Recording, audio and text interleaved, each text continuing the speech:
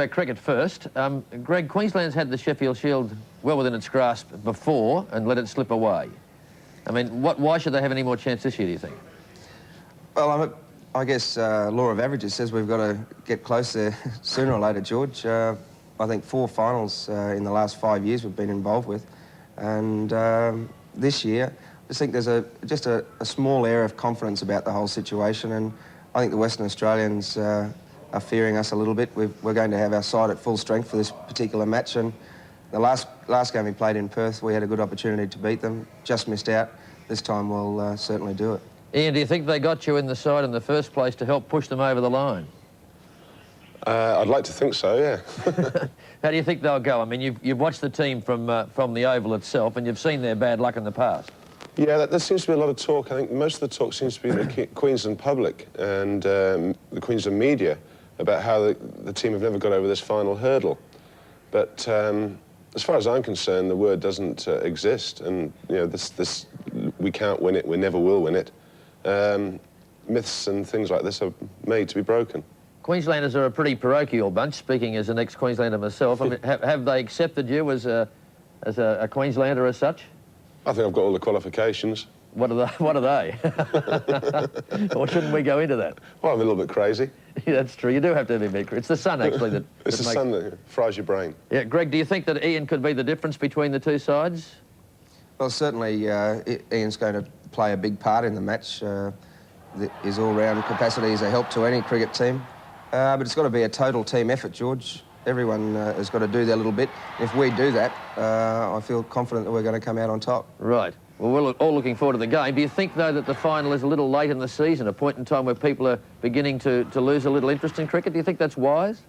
Well, it's obviously been a long summer with the big international program they've had this year.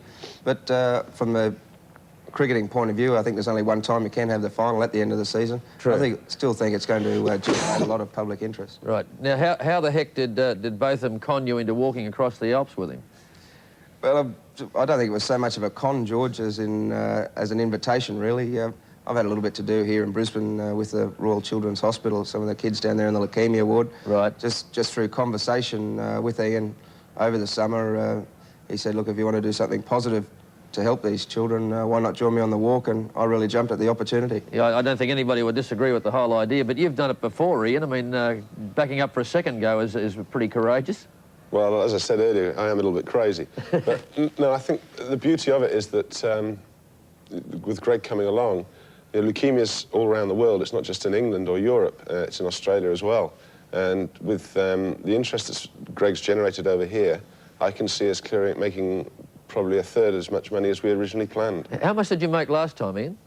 We've made over £2 million up to now. Well, how do you actually get the money? From people donating along the way, or sponsorship, or what? Yeah, well, we had it last time. We had people collecting on the road. We had people walking into post offices and making donations into banks, phoning it through, all sorts. You know, really, there's many ways. I think Greg actually, there's the bank up here, isn't there? The National Australia Bank here, people can donate, or directly through the Queensland Cancer Fund. Right. There's a couple of radio stations as well in Brisbane through which people can donate, so it's all going very, very well. Yeah, I was doing a little bit of arithmetic on the distance and the time. If you're going to do, what, 700 or 800 kilometres in 20 days, that's about 40 kilometres a day. I mean, that's no slouch, is it?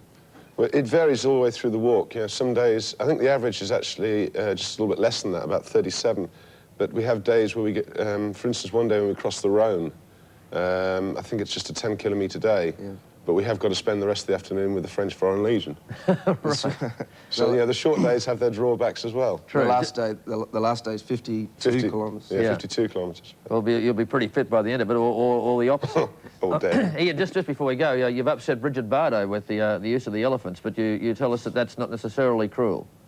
Well, I think actually Bridget ought to do her homework before she comes diving in with all these great statements, because the elephants aren't walking the whole way. They're not being used as they were 2,000 years ago, to quote her. We don't intend to invade Turin or to take the Romans on. All we're actually doing, the elephants will actually be used in turn. There's 3 of them.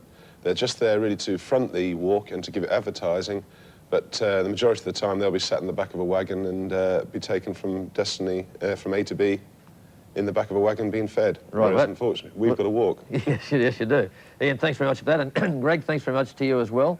And I don't think there's any doubt in anybody's mind it's a heck of a good cause. Thanks very Thank much, you. George.